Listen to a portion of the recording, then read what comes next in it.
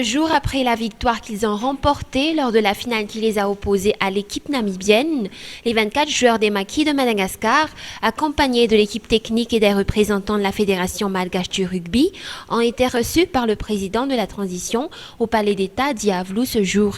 Ils ont touché les primes promises par le numéro 1 de la transition et ont été décorés chevaliers de l'Ordre national malgache pour les efforts qu'ils ont effectués pour porter haut le flambeau national. Nous sommes contents car le régime transitoire n'a pas ménagé ses efforts pour les Maquis. Pour un Djidjadzuel, cette victoire signifie une triomphe du peuple malgache tout entier. Il a de ce fait remercié et félicité toute l'équipe qui a contribué à cette victoire au nom du peuple malgache.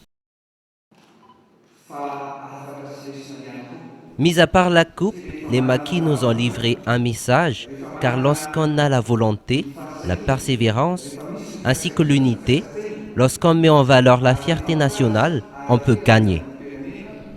Chose promise, chose due, le président de la transition a offert une prime à hauteur de 60 millions d'aliards pour les Maquis de Madagascar en guise de reconnaissance et de récompense.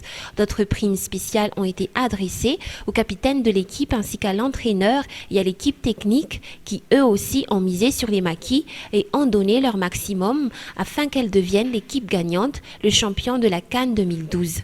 Le président de la transition a également reçu de la part de l'équipe de José un souvenir de cette belle victoire du dimanche dernier. Concernant le rugby, un atelier se tiendra pour rendre professionnels les joueurs malgaches.